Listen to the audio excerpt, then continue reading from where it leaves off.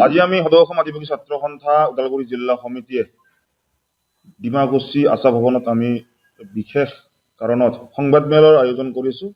আপোনালোকে জানেই যে অহা 9 এপ্ৰিল তাৰিখে অসম বিধানসভা নিৰ্বাচন, আৰু এই অসম বিধানসভা নিৰ্বাচনৰ 45 নং ভেৰগাঁও বিধানসভা সমষ্টিত আমি আদিবাসী ছাত্ৰ সন্থা হিচাপে আমি প্ৰাৰ্থী প্ৰক্ষেপ কৰিছো। সমান্তৰালভাৱে 47 নং মাজবাট সমষ্টিটো প্ৰক্ষেপ কৰিছো।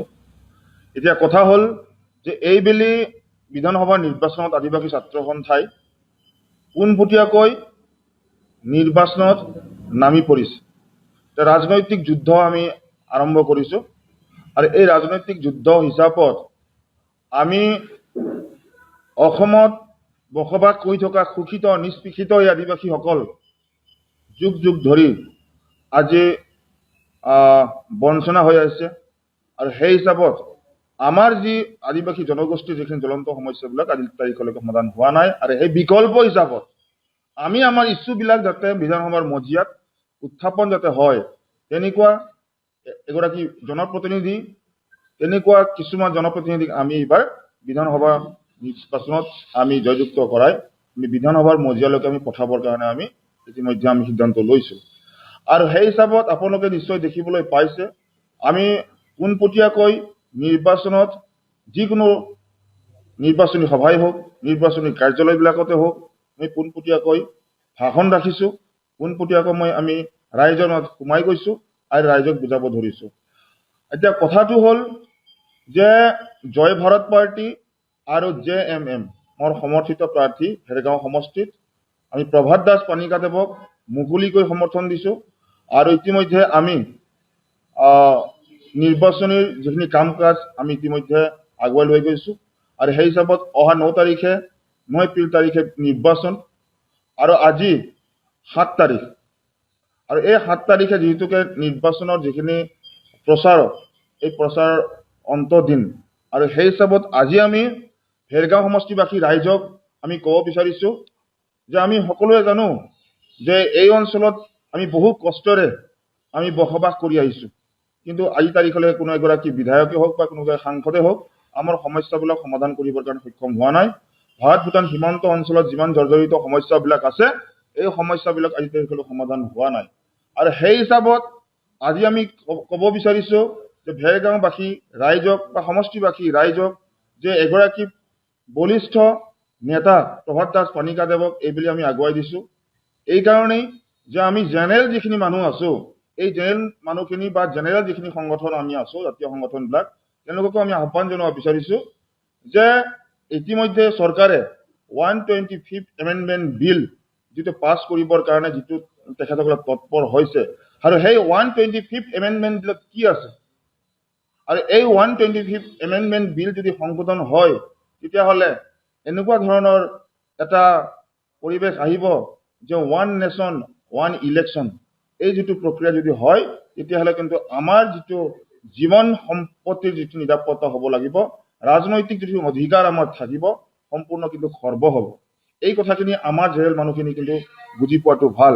আমি কেৱল মাত্ৰ জেনেৰেল বুলি কৈ থাকিলে নহ'ব, আমি ৰাজনৈতিকভাৱে আমি সকলোৱে সজাগ আৰু সচেতন হোৱাটো কিন্তু বৰ্তমান প্ৰয়োজন হৈ আহি পৰিছে।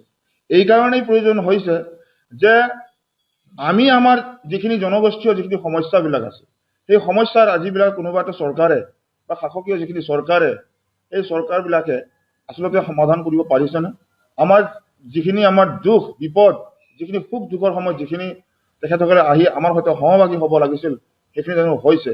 সেইকাৰণে আদিবাসী ছাত্ৰ সন্থা হিচাপে সমষ্টিবাসী ৰাইজক আমি আহ্বান জনাব বিচাৰিছো, এতিয়া প্ৰভাত দাস পানিকাদেৱৰ যিটো প্ৰচাৰৰ যিটো তুংগত যিটো ঢৌ উঠি পৰিছে, সেই ঢৌত দেখি পাই একাংশ কিছুমান ৰাজনৈতিক দলৰ নেতাই চাহ বাগিচাবিলাকত গৈ তেখেতসকলে 500 টকা 5000 টকা যিটো প্ৰলোভন, ভোট দিবৰ কাৰণে যিখিনি তেখেতসকলে ভোট ল'বৰ কাৰণে যিখিনি তেখেতসকলে ৰাজনীতি কৰিছে, এয়া কিন্তু গৰিহণাৰ যোগ্য।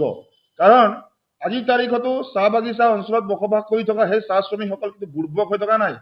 সেই চাহ শ্ৰমিকসকলক যে 500 টকা 200 টকা 5000 টকা কিছুমান সমাজক দি তেখেতসকলে যিটো প্ৰলোভনৰ যিটো ৰাজনীতি কৰিছে, এয়া কিন্তু সমাজৰ কাৰণে বা এই আমাৰ সমষ্টিবাসী ৰাইজৰ কাৰণে শুভ লক্ষণ নহয় বুলি আমি ক'ব বিচাৰিছো।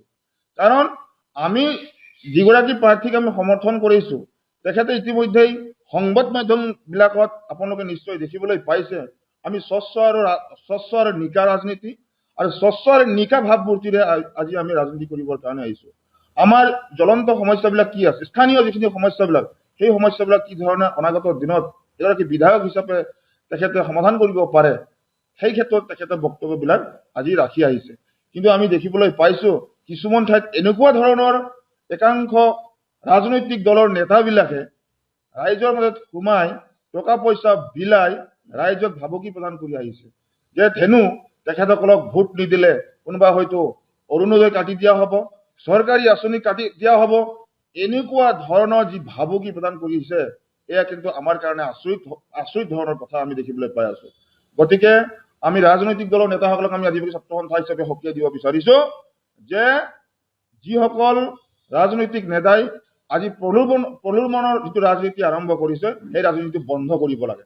কাৰণ আজি যিটো নেকি সমস্যাত জৰ্জৰিত এই অঞ্চলবিলাকত সেই সমস্যাবিলাকৰ ক্ষেত্ৰত তেখেতসকলে আচলতে অনাগত দিনত কি কৰিব, তেনেকুৱা ধৰণৰ কোনো ধৰণৰ প্লেন পলিচিৰ কথাবিলাক, পৰিকল্পনাৰ কথাবিলাক আমি দেখিবলৈ পোৱা নাই বা শুনিবলৈও পোৱা নাই। সেইকাৰণে আমি ৰাইজক আমি আহ্বান জনাব বিচাৰিছো যে অহা 9 তাৰিখে যিটো নিৰ্বাচন, এই নিৰ্বাচনত আপোনালোকে স্বতঃস্ফূৰ্তভাৱে ওলাই আহক। আপোনালোকৰ ওচৰে পাজৰে থকা বা নিজৰ পৰিয়ালৰ কিছুমান মানুহ যদি বেলেগত যদি আছে গৈ তেখেতসকলক মাতিব লাগে আৰু ভোটদানৰ দিনা যাতে স্বতঃস্ফূৰ্তভাৱে আহি ভোট কেন্দ্ৰবিলাকত যাতে ভোট প্ৰদান কৰিব পাৰে আৰু ধনুচিয়াৰীত যিটো আমাৰ প্ৰতীক চিহ্ন তাতে সকলোৱে ভোটদান কৰি আমাৰ জেনেৰেল এগৰাকী বলিষ্ঠ নেতা প্ৰভাত দাস পানিকা দেৱক আপোনালোকে জয়যুক্ত কৰক। নিশ্চিতভাৱে আগন্তুক দিনত ভাল এটা পৰিৱেশ আহিব সমষ্টিত।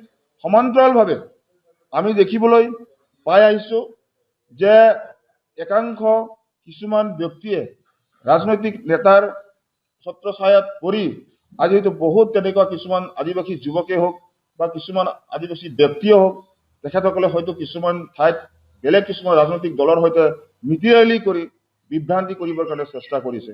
তেখেতসকলক আমি কৈ দিব বিচাৰিছো, যদি বাগান অঞ্চলবিলাকত ইতিমধ্যে আদিবাসী লোকসকল জাগ্ৰত হৈ উঠিছে, হেমন্ত সোৰেন ডাঙৰীয়া অহাৰ পিছত আমাৰ এই অঞ্চলত যথেষ্ট ৰাইজ আজি কিন্তু যথেষ্ট উৎসাহ উদ্দীপনা পাইছে আৰু ইতিমধ্যে ৰাজনৈতিক দিশত ৰাজনৈতিক যিটো এৱাৰনেছ আহিব লাগে সেইখিনি কিন্তু আহিছে।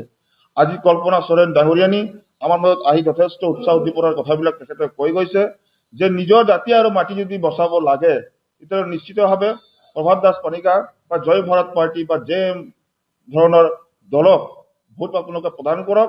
নিশ্চিতভাৱে আগন্তুক দিনত আমাৰ এই অঞ্চলৰ কাৰণে ভাল এটা পৰিৱেশ সৃষ্টি হ'ব বুলি আমি আশাবাদী। মাজবাট সমষ্টিটো আমি দেখিবলৈ পাইছো আমাৰ প্ৰাৰ্থী প্ৰীতিৰেখা বাৰলা নাগ বাইদেউক আমি উঠাইছো, তেখেতেও ইতিমধ্যে সুন্দৰ প্ৰচাৰ আমি দেখিবলৈ পাইছো।